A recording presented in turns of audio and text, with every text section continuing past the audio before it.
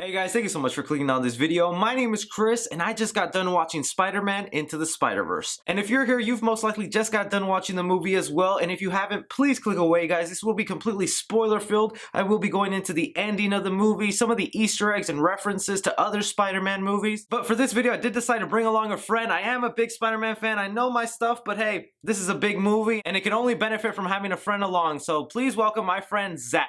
Hey man, thanks so much for having me. I'm a blast. I love this film to death, and I cannot wait to dive deep into this film and talk about all the great Easter eggs that were hidden throughout the whole entire film. Thanks to you so much for having me, Chris. So basically the way this video is going to work is Zach and I have compiled our list of all the Easter eggs we could find. We combine them into one giant part. Zach will go ahead and list those off for you while I'll be taking care of the ending of the movie and speculating what this could mean for the sequel that they're obviously hinting towards the end of the movie. So without further ado, let's go into the ending of Spider-Man Into the Spider-Verse. I have to admit, as a Spider-Man fan and fan of the comics, I really like how they made it a personal story and Wilson Fisk getting a bit vulnerable and showing his weakness of his family, Vanessa, his child, and trying to bring them back is something that's very in line with the character, makes sense behind his motivation, and just really brought the story to a nice close. But the thing after that is once that's all said and done and Fisk is off to jail, everything gets cleaned up, Spider-Man decides that he's not going to reveal his identity even if his dad is okay with Spider-Man doing his vigilante justice. He'll remain in hiding, keep his identity a secret, and fight crime in the footsteps of Peter Parker in his honor, continuing to protect New York City. But where we get into some of the real juicy substance is that end credit scene where we get to see of Miguel O'Hara. Now this is Spider-Man 2099, and if you're not familiar with him, I'll give you a quick origin story for him. He obviously comes from the year 2099. His name is Miguel O'Hara and he is an engineer for the company of Alchemax. Now this is actually the same company that was working with Wilson Fisk to build this super collider. You can think of this company as a Hydra with scientists. You saw in the cafeteria scene, everybody in there had guns, was willing to kill Spider-Man, a hero. But basically in Miguel's timeline, he is an engineer and he's currently working on how to give somebody the powers of Spider-Man. Because in Miguel O'Hara's universe, Spider-Man did exist at one point, and seeing everything that he was capable of, it'd be nice to try and replicate that and put it into another person. He, however, is not a fan of the company environment, their evil little side projects, and when he decides to go and quit, his boss decides to give him a very addictive drug and only allows him to get more of it if he finds the answer to his research. In a desperate attempt to find the answer to his research or just cure himself, he decides to perform the experiment on himself. And glossing over a few more details, he basically becomes the Spider-Man of his timeline, going as far as to adopt the name and fight crime and villains very much similar to classic Spider-Man, just with a future twist added to them. Some of his powers include the basic super strength, super speed, agility, spider sense, with a hint of telepathy. He's able to communicate telepathically with some people. That's not really been expanded upon, but it says it's just an extension of his spider sense. He also gets fangs and talons on his hands. Not to mention he also ages a bit slower due to his powers that he got. That's the basic summary of Miguel. If you really want something more in detail, there's videos for that, but just for the purpose of this video, that's all you really need to know. And well, in this post-credit scene, we get to see a POV shot of Miguel talking to his assistant, Lila, and that stands for Life Form Approximation. She is a hologram in the comic books. From the post-credit scene, it was kind of hard to tell if she was an actual human being or she was just a really advanced hologram. But she's basically like the Jarvis for this Spider-Man, and it looks like from the conversation they're having is Miguel has kept an eye on this Spider-Verse situation throughout the entire movie and is pleased that the world didn't completely collapse. And I'm assuming he didn't jump in right away because he was trying to make the device that Lila hands to him, which is going to be a dimension jumping device. And from here it continues on giving us one of the best post-credit scenes is him jumping from the very beginning, the 1967 Spider-Man cartoon, a hilarious meme just pointing back and forth at each other with J. Jonah Jameson watching. Really just a great post-credit scene and just made it worth sitting through all the credits. But as far as what this means for future installments,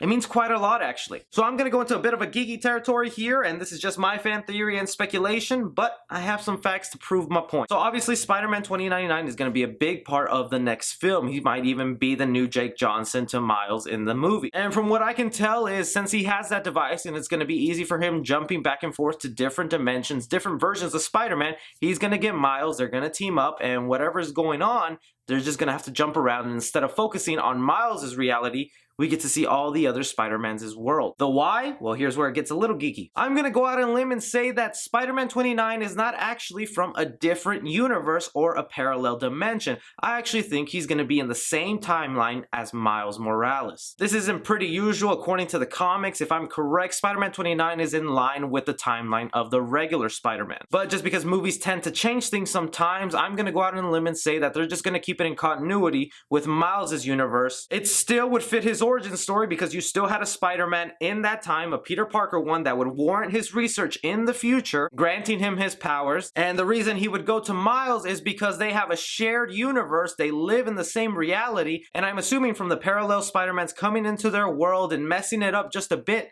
they affected their future, more specifically Miguel's future. Now, if you're following the comic books, and if you're not, it's okay, I'll inform you. One of the current runs, or one of the most recent runs of Spider-Man 29 is him being involved in the Spider-Verse series. Now, this was a series involving a bunch of different Spider-Man trying to figure out what's going on with their dimensions and fix that reality. And by the end of it, when everything is all said and done, Spider-Man 2099 goes back to his time and realizes that everything has gone to crap. It's from here where he'll jump back in time and try and figure out what's going on, and it all leads back to the company of Alchemax. Now, if you didn't know, Miguel O'Hara's great-great-great-grandfather is the one who actually started the company. It's starting to make sense now, right? Why they chose Alchemax? I don't think that was an accident, because why not just make it Oscorp? That just makes it easy. Everybody's familiar with that Spider-Man brand. Why give us something new like Alchemax unless it directly ties in to Spider-Man 2099. So that's what I'm thinking the reason behind it is, and what they're gonna do for the next film is they're in the same timeline. He just jumps back, tells Miles what's going on. They're jumping from different dimensions, trying to solve the problem, fix everyone else's timeline,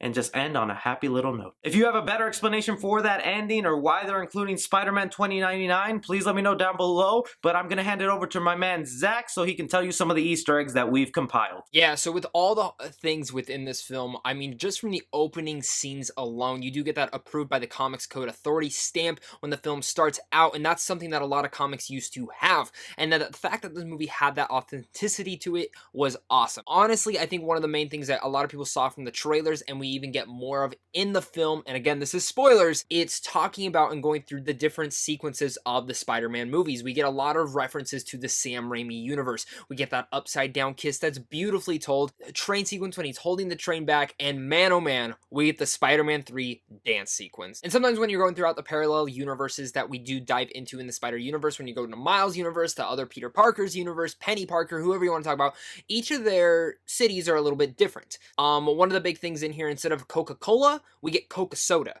Instead of NYPD, we get PDNY.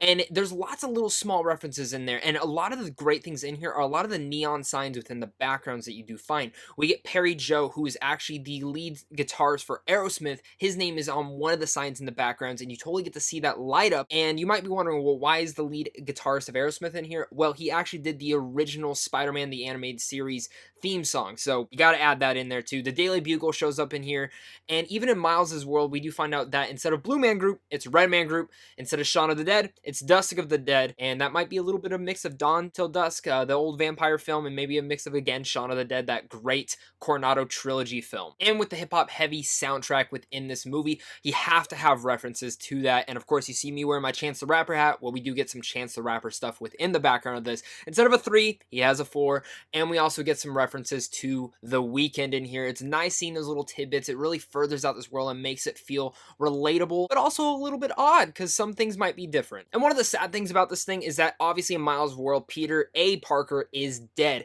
Now, in the comics, we do get to see that Peter Parker died from the hands of Green Goblin, and here he is fighting a big, giant, ultimate version of Green Goblin. I don't personally like, but that's fine. And even though he doesn't lay the last hit, and it is Kingpin that does lay the last strike on that, it is a cool, nice little parallel to see that they did take those elements from the comics and add it into this film. And I can't even forget to talk about Gwen Stacy in here, who is Spider-Gwen, one of the coolest Spider-Man perhaps in all the comics. We do get a little bit of a love thing with Miles and Gwen in here, and it's just the start of a relationship, but there's a couple scenes in here that you do further this out and start to develop it a little bit more. One of the ending scenes when she's going back to her opening world. Bus scene when Miles is Gwen and talking about the little chip that maybe Miles Miles broke, or maybe Peter B. Parker broke, and they're talking about this, and you really get to see that their chemistry is starting to light up perfectly. And it was nice to see how faithful they were to Miles Morales' comic book powers. Yes, he does have all the Spider-Man things that Peter B. Parker or Peter A. Parker might have, but one of the cool, shocking little things in here, and I say shocking for a reason, is because his webs can actually have electricity,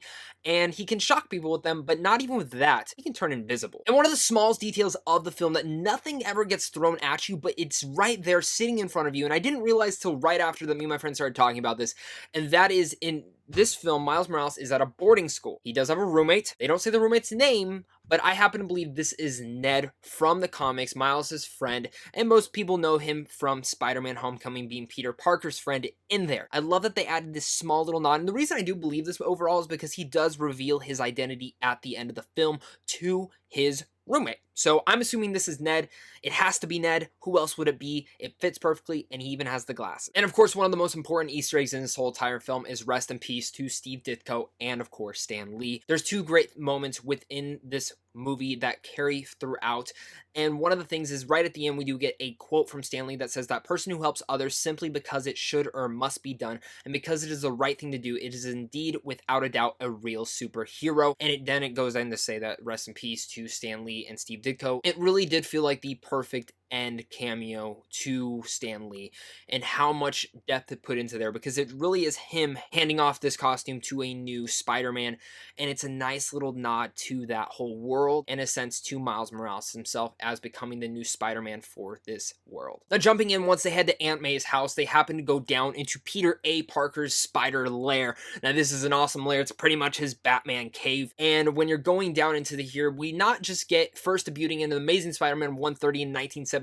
we get the spider buggy who shows up, and we also get a Spider-Man moped that seems to be turned into a spider cycle. Maybe this might be the same spider moped from Spider-Man 2 after he'd been fired from delivering pizzas. But one of the most important things about this lair is all the spider suits in this world. We're going to dive right into them and show you. So of course we have the Spider-Man classic costume. This is the original Peter Parker classic Spider-Man that we all know and love. The big time stealth suit is in here with the green and the red symbol on there. That is just a great thing. We even get the Dusk outfit, and of course the Dusk outfit is an all black costume, and it briefly appeared into the Caped Crusader at a first glance, and maybe even people might think this is a Venom symbiote suit, but it's not. It's more famous than that. This actually debuted in the late 1990s, and it saw the beginning of the Identity Crisis arc for Spider-Man. Another one we see is Spider-Man Armor Mark 1. Going from there, Spider-Man Armor Mark 2. I mean, a lot of them kind of all have these Mark 2, Mark 1s, and it just goes on from there. One of the big ones that I referenced in there is the Spider-Man PS4. We got two of them in there. We get the Doc Ock fighting suit that we see at the end of Spider-Man PS4 game. And of course, we also get the one with the giant white symbol, which I happen to adore and love that suit. I thought it was kind of weird at first when they debuted that game, but it totally worked for this film. Also, we have one of the suits first appearing in the Amazing Spider-Man number 425, which is the electric proof suit. This is the suit that he used to tackle Electro, so that must mean Electro is